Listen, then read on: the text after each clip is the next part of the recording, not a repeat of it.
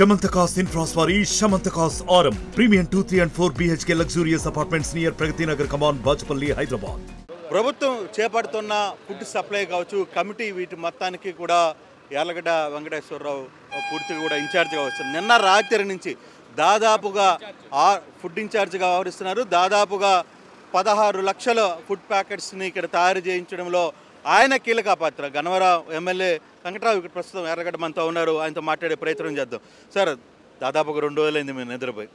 14 లక్షల food packets ఇక్కడ నుంచి స్టేడియం నుంచి తయారు చేస్తున్న పరిస్థితి ఏమనిపిస్తుంది? ఇంత క్రైసిస్లో ఇంత యాక్టివ్గా పనిచేయడం, తర్వాత అది పబ్లిక్కి రీచ్ అవుతుంది అనే ఒక హ్యాపీనెస్ కలుగుతున్నప్పుడు ఎలా అనిపిస్తుంది? హ్యాపీగానే ఉంటుంది. కానీ ప్రజల ఇబ్బందులు ఉన్నప్పుడు, ప్రజల సమస్యలను పరిష్కృత రాజకీయాల్లోకి వచ్చినప్పుడు, ప్రజలకు సమస్యలు సృష్టించే రాజకీయ నాయకులు ఎవరైనా ఉంటారు. కానీ సమస్యలు సృష్టించినప్పుడు ఇప్పుడు అధికార యంత్రాంగం ఎలా పనిచేస్తుందో మీరు చూస్తున్నారు. చంద్రబాబు నాయుడు గారు అనుభవజ్ఞుడైన ముఖ్యమంత్రి, లేదా రాజకీయంగా చంద్రబాబు గారిని విమర్శించవచ్చు. ఎందుకంటే ఎదురు రాజకీయ పార్టీ ఇంకో పార్టీ వాళ్ళు మంచి చేస్తున్నారని అభినందించే పరిస్థితి ఈ దేశంలో కానీ రాష్ట్రంలో కానీ లేవు. అలాగే బడ్జెట్ బాగుందని ఏ ప్రతిపక్ష పార్టీ చెప్పిన రోజు నేనేదో చదవలే అక్కడ. అలాంటి పరిస్థితుల్లో చంద్రబాబు నాయుడు గారు మంచి అడ్మినిస్ట్రేటర్ కాదంటే ఆడ అన్నాన్ని ఫూల్ అనుకోవాలి. ఎవడైనా whoever it maybe, it doesn't matter. ఎందుకంటే ఆయన క్రైసిస్ మేనేజ్మెంట్ ఎలా చేశారు, క్రైసిస్ని ఆపర్చునిటీకి ఎలా వాడుకుంటారు, day to dreams try to achieve అని 95లో ఆయన ముఖ్యమంత్రి అయినప్పుడు చంద్రబాబు నాయుడు గారు ఎలా అయితే ఎంత స్పీడ్గా పనిచేశారో ఇప్పుడు కూడా అదే స్పీడ్గా పనిచేస్తున్నారు. యంత్రాంగం 95 లాగా పనిచేయలేకపోయిందని నేను భావిస్తాను. మొన్న ఆయన రివ్యూ పెట్టక ముందు వరకు, ఆయన రివ్యూ పెట్టక ముందు గన్నవరం కాల్చిన అంబాపురం ముంపుకు గురైతే దాదాపు 500 మంది బిల్డింగ్లు పైకి ఎక్కిన పరిస్థితి. ఒక 400-500 మంది మేము రెస్క్యూ చేసి ట్రాక్టర్ మీద జేసీబీల మీద తీసుకొచ్చాం. ఒక 3-4 అంబాపురం 1వ వార్డులో 3-4 రోడ్లు 14 అసలు వరద స్టార్ట్ అయినప్పుడు ముఖ్యంగా ఫస్ట్ యార్లగడ్డనే రంగంలో ఉన్నాడు. యార్లగడ్డ జేసీబీ తీసుకుని లోపలికి వెళ్ళిపోయిన పరిస్థితి. తర్వాత అర్థం చేసుకునేది ఇంకా ఫ్లడ్ ఇంకా ఎక్కువ రాబోతుంది అనేది చాలామందికి అప్పుడు అర్థమైంది. అంత ముందుగా రియాక్ట్ ఎలా కాగలిగారు? 5 గంటల నుంచి వాటర్ వస్తుంది అని మా సర్పంచ్ సీతయ్య అంబాపురం సర్పంచ్ గారు చెప్పాడండి. 6ంటికి చెప్పాడు నాకు. ఇంకా పెరిగిపోతుంది. తనతో ఫోన్లో మాట్లాడుతూనే ఉన్నాను. 8ంటికల్లా ఇంకా పెరుగుతుందంటే నేను 9కల్లా నేను అక్కడికి వెళ్ళాను.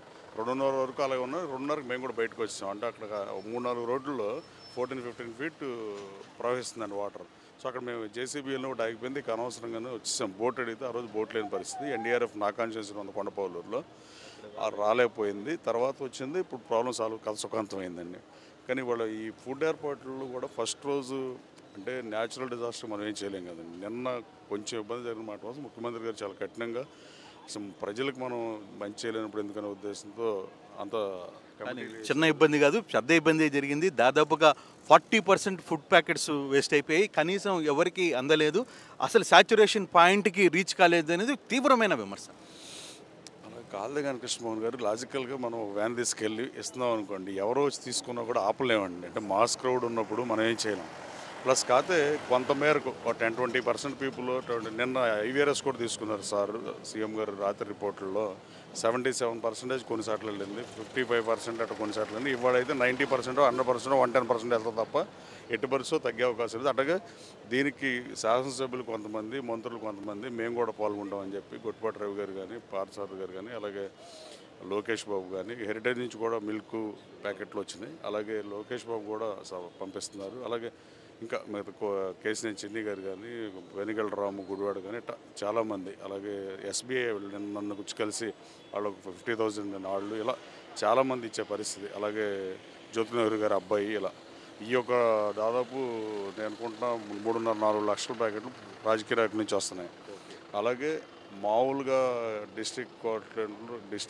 ఆల్ డిస్ట్రిక్ట్స్ నుంచి వచ్చాయి. కానీ అసలు ఇవాళ మనకి 5 లక్షల మంది ఫ్లడ్ ఎఫెక్టెడ్ ఏరియాలో 2,74,000 మంది ఉన్నారు. 77 సచివాలయంలో విజయవాడ రూరల్ మండలం జక్కంపూడి ఈ లేవు. నిన్న సార్ వాటిని కూడా పర్యటించారు చంద్రబాబు గారు. నేను ఆయనతో పాటు ఉన్న జక్కంపూడి, అలాగే స్వాతి థియేటర్ కానీ, లేకపోతే సితారా సెంటర్ కానీ ఇలా ఎక్కడ చూసినా నేను నిన్న స్వయంగా జక్కంపూడి వైఎస్ఆర్ కాలనీకి నేను, వసంత కృష్ణప్రసాద్ గారు, దేవినేని ఉమ్మ గారు, కొల్ల రవీంద్ర గారు కలిసి మేమే డిస్ట్రిబ్యూట్ చేసాం. మేము లోడర్ని తీసుకుని వెళ్ళాం. అక్కడికి వెళ్ళే పరిస్థితి లేక ఆ లోడర్ నుంచి ఇచ్చినప్పుడు మనం సగం మందికో 60% ఇవ్వగలిగాం. మళ్ళీ తర్వాత సాయంత్రంకి ఇచ్చాం. ఇక్కడ ప్రాబ్లం ఏంటంటే ఇచ్చినప్పుడు ఒకేసారి ఇవ్వకపోయినా ప్రజలు అర్థం చేసుకునే పరిస్థితి. ఆకలి అందరికి ఒకే టైం లేస్తుంది కదా, 1 గంటకి ఇస్తేనే లెక్క కదా. కానీ తర్వాత 3 గంటలకు అక్కడ కూడా వెళ్ళి ఇవాళ మాత్రం ఆ పరిస్థితి పునరావృతం అవ్వదు. ఎట్టి పరిస్థితుల్లో క్రైసిస్ మేనేజ్మెంట్ని కరెక్ట్గా చేస్తున్నాం. కానీ చాలా పెద్ద బాధ్యత మీకు అప్పచెప్పారు. చాలా రిస్కీ ప్రాబ్లం కూడా. చిన్న ఏ ఒక్క వరుసగా ఈ వారం రోజుల పాటు మీరు ఈ పని చేయాల్సిన మెంటల్గా ప్రిపేర్ అయ్యారా దానికి? నేను మంచి చేద్దాం రాజకీయాల్లోకి వచ్చాను, అమెరికాను వదిలేసి వచ్చా.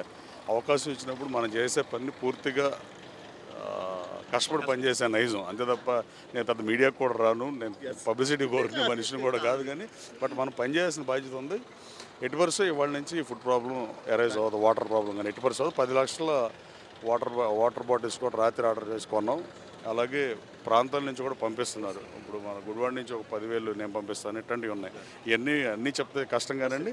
ఎట్టి పరిస్థితుల్లో ఇవాళ కూడా ఎవరైతే ఫ్లడ్ ఏరియా ఎఫెక్టెడ్ ఏరియాలో ఉన్నారో వాళ్ళకి ఇబ్బంది పడుతున్నారు. గన్నవరం కాన్స్టిట్యున్సీ వరకు నేను సొంతగానే నేను ఫుడ్ పెడుతున్నాను వాళ్ళకి.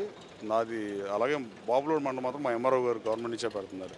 ఎట్టి పరిస్థితుల్లో ఇవాళ రాత్రికి అయితే మీరు ఈ ప్రాబ్లం ఉంది వినరని నేను ఆశాభావం వ్యక్తం చేస్తున్నాను. Thank you.